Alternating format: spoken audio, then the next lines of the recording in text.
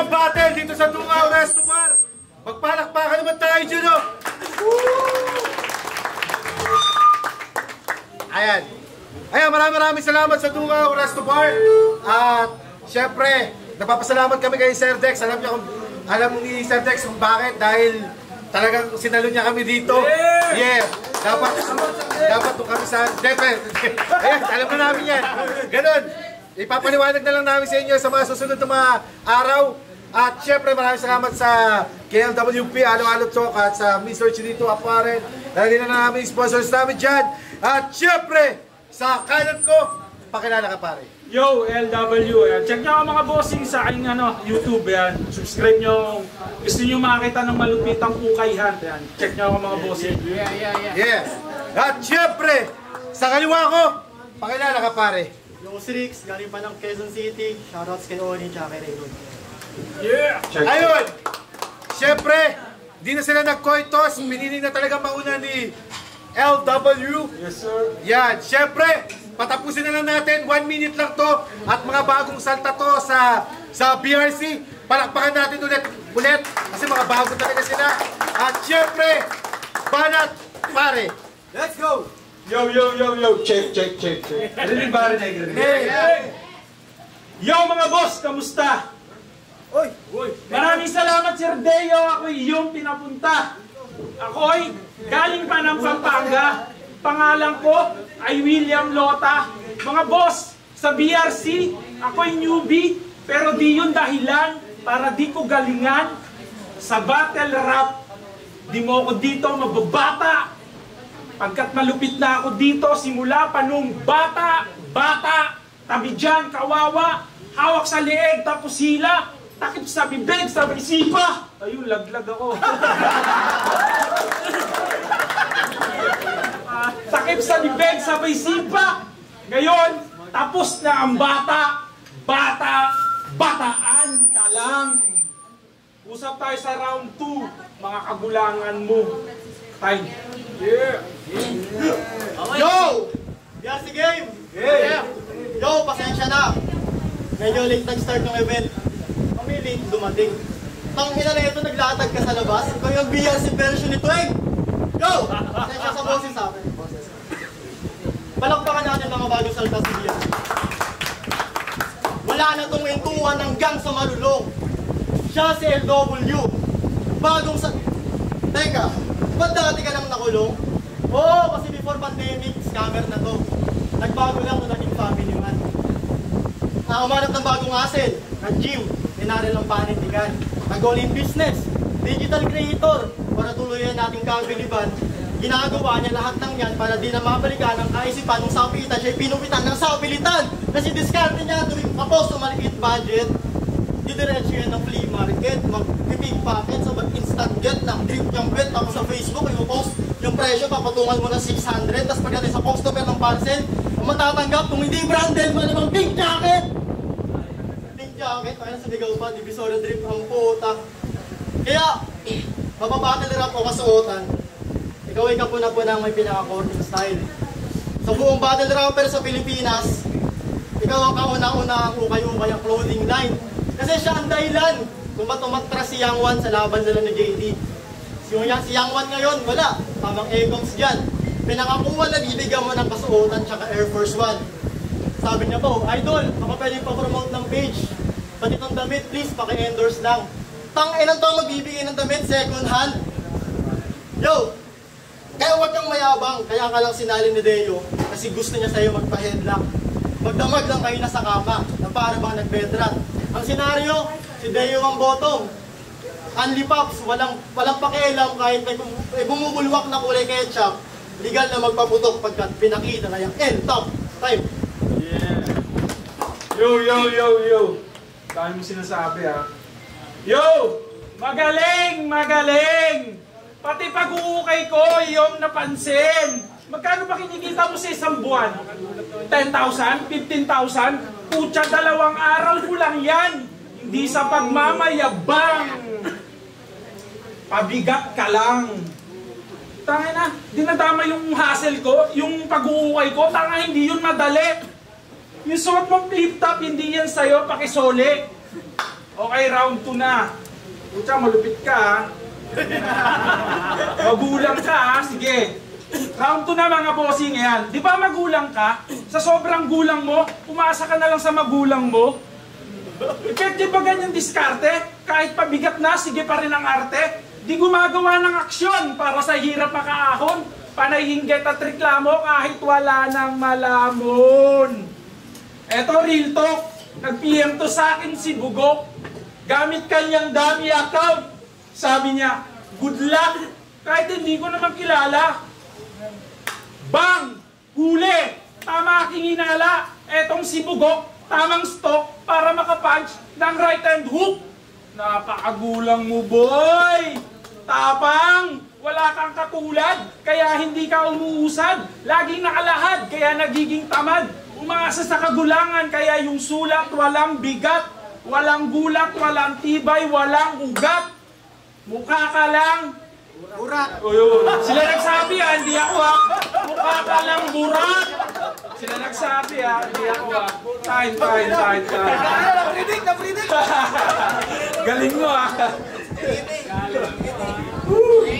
Yo! Kaya niya raw kitain sa 2 araw yung 10K. Samantalang ako ito. Ma, anong ulam? Paano hindi mo kayang kitain? Bukod sa pagbebenta mo ng ukay-ukay, tinatanong ka, paano, magkano suman?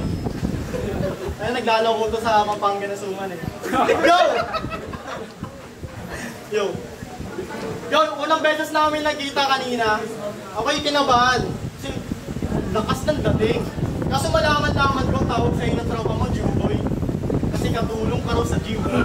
Jimboy? Oo, Jimboy yan. Alas 3 pa lang ng madaling araw, gising na. Daig pa ng kumbento. Tapos bago mag-workout, inulugdok niya muna yung mukha niya sa tubig na may yelo. Oo, kasi alam niyo ba sikreto na ito? Kung bakit mabilis magpalaki ng katawan to si Big Boy? Siyempre, nagtuturok ng steroid, tapos para energetic buong araw, magsasalang muna sa tinfoil. Kasi hindi ka fit, maging fitness coach. Yung mga client mo sa posture may error. Imbes magka-gains, puro torment lang ang nakukuha sa'yo bilang mentor. Kasi kahit bato-bato tong katapat ko, bitch, I don't feel threatened. Kahit kakagrind mong magkakats, iwanan kitang shredded. Yung tipong, kung si Saint Ice, titiklopin yung suot ni Jonas, kahit suot niya. Ako, simple lang. Envelope, tutupiin ko habang nasa loob ka. Kasi akala mo magpapabata lang ako sa'yo. Di kung kaya mong palagbagin, maalala ko lang sa'yo, men, na si Yang Wan lang ang kaya mong paatrasin. Kasi palag pa rin. Kahit meron niyang connections at merong gang. Ang kaso, mawawalan ng bilang to mga low class pag tinapat sa taga section 1. Sir Deo, ibang briefing ata ginawa mo rito. Palyado ay yung lesson plan. Sa susunod, turuan mo tong estudyante mo na magbibigay ng damit, huwag yung second hand. Time. Okay. Ayos, ha. Putangin na mo, yangon ka ng yangon, di ko naman yung kilala. Sino ba yun? Okay, round 3 na, mga bossing. Yan. Pagdamutan nyo na yung dala ko. Okay, round 3 na, mga bossing, ha. Round 3 na. Round 1, ginawa kong bata si Loco. Round 2, sinambulat ko yung kagulangan mo. Sige, round 3 na. Sampalin naman natin ko ng katotohanan si kaibigan. Ganito dapat sumulat, dapat naiintindihan. Huwag kang pabara-bara. Para maganda yung resulta, dapat sakto sa pandinig at sa tenga. May mapupulot at makukuha. Aba, teka. Kaya pala walang putok yung dala. Kasi, kasa. Teka lang. Ubus na aking bala. Aminadong bagong salta, pero big fish ako na tuna. Ano't ano pa man, ang mangyari ngayong gabi, talo ka sa akin, pre. Di ka uubra sa batang malakas. Maraming nag-alok pero natuto akong mag-pass. Pasalamat ka, ako kalaban mo. Sinasabi mong nag-gym ako. Eto, oh. Literal na nagbubuhat ako. Ikaw, nagbubuhat bangko. Uwi.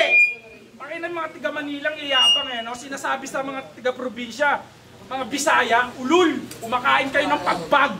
Kami, palag lang ng palag. Time.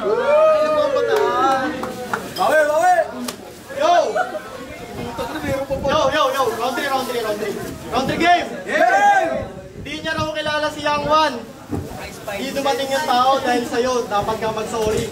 Dahil sa'yo, pinalit. Ngayon si Young One, no? Ngayon si Oli. Yo! Paano, kanina meron pa siyang skips na kasa-kasa, teka-teka. Yun na yung mga bara mong pandurugan. Ay nangyayari sa'yo, kakanood mo kay Lanzetta sa sunugan. Yo! Round 3. Kung anong round 1, tinakel natin yung pagbebenta niya ng ukay-ukay at pag-i-scam. Yung tipong halos triple yung presyo na ipapatong. Hindi ka kaya karmahin yan? Ha? Hindi ka kaya karmahin yan kasi... Yo! Hindi ka kaya karmahin yan. Yung tipong kahit mapera, masagana, at nasa best shape to, sana habulin ka ng aso, tas masakto ang katatapos na ng leg day mo. Ang leg day mo kasi, ano bang gagawin sa akin na ito? Alam bang mga barang pambata ang dadalhin dito sa amin duelo? Yung tipong, ganyan mga barang mong panlaban, baliwalang pagbubuhat mo ng mabibigat na barang kung nagbabagsak ka lang ng mga barang magagaan. Yo, mga barang magagaan kasi oo. Sabi niya, chinat ko lang siya gamit namin account ko. So yun. Pasensya na, wala ka nakuha ang angle sa akin. Kasi ako yung account ko nakalock. Di makita maski my day. Di mo inaasahan makakaharap mo na para bang blinded. Kayo na tong mataas ranggo. Mataas ranggo, kayo mga kabilang sa high grade. Pero sa sentro ng Bataan, sa harap ng maraming tao, pinatay ka ng private. At last, yo! Kumikinang masisinagan pag napukaw sa pag-ahon ko. Tumigil man ay lilipad at mas nauhaw lang sa hamon ko. Kumitil lang ang sisipagan ng matunaw sa paglamon ko. Uli kitang masisilayan pagkatungaw sa kabaong mo! Yo! No! Yun, kung gusto nyo yung battle eh, pakakpakan nyo naman o. Yun! Ang boto ng hurado! Para sa battle na ito, 2-1! Para kay SRIX. Para paano ba natin? Yun, maraming salamat PRC. Salamat kay Oli sa pagsama kay Raylon. Yeah! Yo, yan. Salamat sa opportunity na to. Yan, maraming salamat Sir Deo. Shout out PRC. I'm out. Proud pala ako lagi pumunta kay LW na suhulan kasi. Hindi, joke lang. Kasi sa kanya, maganda yung niya, yung 1, 2, and 3, may tema siya tungkol sa baril, bang, parang gano'n. Tapos yung niya, napapasukan niya ng magandang din freestyle na nangyayari mismo sa battle nila. Si kabila naman si Rix. Cool lang yung niya, yung banat niya cool lang, pero pag yung may mga maaangas, parang hindi bagay sa kanya yung maangas na na banat eh. Maganda yung cool lang yung sa kanya, cool lang siya, tsaka yung mga ride ko maganda, kaya dikit lang din talaga, overall dikit lang, pero ang binoto ko si LW. Yo, action nga pala na ang MHP Maribeles si Pac Production. Binoto ko si SRIX. Di ko alam paano big kasi ni Stretch. Yo, SRIX. Kung babasihan mo lang yung overall performance nila, para sa akin tabla lang eh. Binasi ko na lang. Kaya ako sinabing tabla kasi una sa lahat, bibigyan ko ng deduction si SRIX. Ang haba ng oras niya, 1 minute lang to eh. Sinabi ni Sir Dayo to, 1 minute lang dapat yung battle na to other rounds. Lagpas siya lagi ng 1 minute sa other rounds niya. Kaya yun, binawas-bawasan ko siya na kaya masabi kong tabla lang sana. Binasi ko sana yung mga linyang tumatak talaga sa akin. Round 1, round 2, tsaka round 3 ni SRIX. May tumatak sa akin at isa sa 1, dalawa sa round 2, isa rin sa round 3. Doon lang talaga binasi kung sino yung may mas malakas na linya na tumatak sa akin.